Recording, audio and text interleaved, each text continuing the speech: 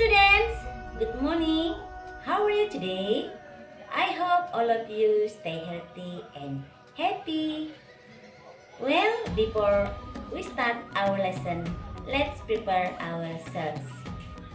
Okay?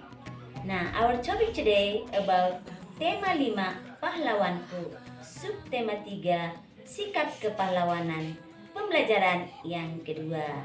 Let's study together.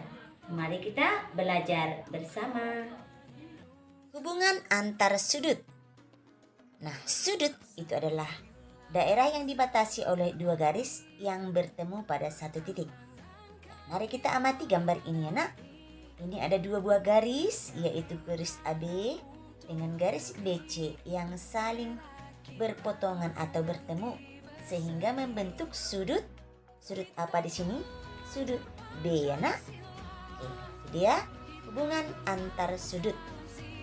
Kemudian kita perhatikan lagi di sini ada 3 garis ya yang saling berpotongan. Kita perhatikan di sini ada sudut A, B, C, D, kemudian sudut E, F, G, H. Nah, dari sudut-sudut ini ya, sudut-sudut ini terbentuk dari 3 garis, yaitu garis N, M, dan L, ya kan? Ini garis N, ya, ini garis N, garis M, dan garis L. Kemudian ada sudut-sudut yang sehadap. Mengapa dikatakan sehadap? Karena menghadap ke arah yang sama. Contoh, ya, dan sudutnya memiliki besar sudut yang sama. Dia yang sehadap ya nak. Contoh di sini sudut A sehadap dengan sudut B. Kemudian sudut B sehadap dengan sudut F. Kemudian sudut D. Sudut B ini sehadap dengan sudut H. Kemudian sudut C ini sehadap dengan sudut D. Itu dia nak. Kemudian ada juga sudut-sudut yang bertolak belakang. Kalau bertolak belakang, ya, di sini sudut A ini ya, bertolak belakang dengan sudut C.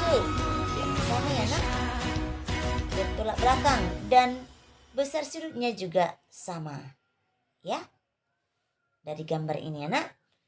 Kemudian sudut B, ya, sudut B ini perhatikan ya nak, bertolak belakang dengan D.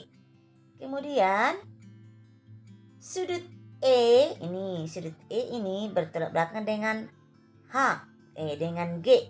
Kemudian sudut F bertolak belakang dengan sudut H. Nah, begitu dia. Oke. Nah, setelah kita belajar sudut-sudut ya, sudut yang searah, sehadap, dan sudut bertolak belakang. Nah, sikap juga ada yang searah dan ada yang bertolak belakang, ya kan nak? Nah, sikap-sikap yang sesuai dengan pengamalan sila Pancasila tentu sikap yang searah. Contoh sikap pengamalan Pancasila, sila pertama, ayo, apa isi sila pertama? Ketuhanan yang Maha Esa. Jadi contoh sikapnya di sini adalah menghormati kebebasan beribadah sesuai dengan agama dan kepercayaan masing-masing. Jadi ini ya, sikap sila pertama ini berhubungan dengan agama ya nak, dengan agama dan kepercayaan. Oke. Nah, sekarang contoh sikap pengamalan sila kedua. Sila kedua itu bunyinya kemanusiaan yang adil dan beradab. Contoh sikapnya di sini ada menghargai sesama, tidak semena-mena terhadap orang lain, berani membela kebenaran serta keadilan. Inilah sikap-sikap yang mencerminkan pengamalan sila kedua Pancasila. Oke. sikap-sikap sesuai dengan pengawalan sila ketiga Pancasila. Nah, misalnya contohnya adalah cinta dan rela berkorban untuk tanah air. Sila ketiga ini bunyinya adalah Persatuan Indonesia. Jadi di sini sikap bersatu ya nak, bersatu, rela berkorban untuk tanah air. Nah, sekarang contoh sikap pengamalan Pancasila sila yang keempat yang berbunyi kerakyatan yang dipimpin oleh hikmat kebijaksanaan dalam permusyawaratan perwakilan. Jadi kata kuncinya musyawarah ya nak, musyawarah atau berdiskusi. Jadi contohnya di sini kita tidak memaksakan kehendak kepada orang lain serta mengutamakan kepentingan negara dan masyarakat. Oke. Kemudian contoh sikap pengamalan sila kelima Pancasila. Sila kelima itu bunyinya apa nak? Keadilan sosial bagi seluruh rakyat Indonesia. Nah, jadi contoh di sini adalah bersikap adil. Jadi kata kunci di sini adil ya nak. Jadi seimbang antara hak-hak dan kewajiban. Kemudian menghormati hak orang lain, bekerja keras. Nah, inilah contoh pengamalan sila yang kelima Pancasila. Nah, kita sudah mengetahui contoh sikap-sikap pengamalan sila-sila Pancasila. Nah, pada pembelajaran sebelumnya ini sudah kita bahas ya nak. Jadi hari ini kita ulang kembali.